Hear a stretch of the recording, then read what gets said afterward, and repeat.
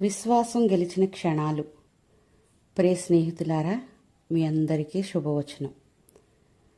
ఆయన పొందిన దెబ్బల చేత మనకు స్వస్థత కలుగుచున్నది.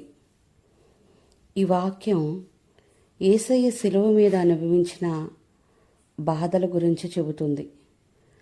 ఆయన పొందిన దెబ్బలు, గాయాలు, కొరడా దెబ్బలు, కిరీటంలో ముళ్ళు, ఇవన్నీ ఆయనకు కారణం కాకుండా మన కోసం, మన పాప క్షమాపణకై, మన ఆత్మీయ మరియు శారీరక స్వస్థతకై ఆయన శ్రమించాడు.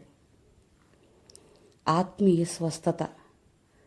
పాపంలో బంధింపబడి ఉన్న మనం ఆయన రక్తం ద్వారా విముక్తి పొందాలని.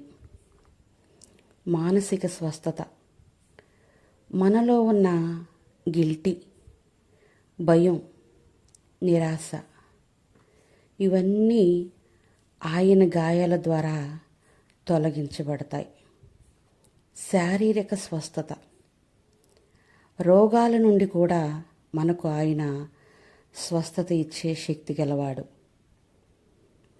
ఒక గ్రామంలో ఒక అమ్మాయి ఎప్పుడూ అనారోగ్యంతో ఉండేది. వైద్యులు సహాయం చేయలేకపోయారు.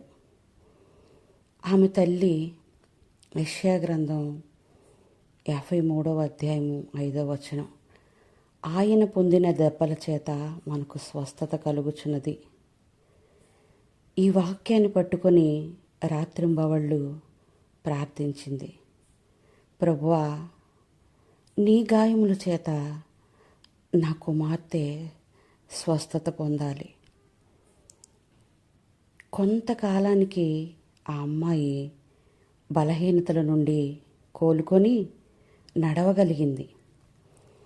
ఆ తల్లి కన్నీళ్లు పెట్టుకొని సాక్ష్యమిచ్చింది. డాక్టర్లు కాదు, యేసు గాయాలే నా బిడ్డను స్వస్థపరిచాయి. ప్రభువా, ఈ మాటలు వింటున్న బిడ్డలకు ఈ తల్లి చూపిన విశ్వాసం ఇవ్వండి. డాక్టర్లు కాదు, యేసు గాయాలే ఏ వ్యాధినైనా స్వస్థపరచగలవని. యేసు నామమున ఆమెన్. దేవునికే మహిమ.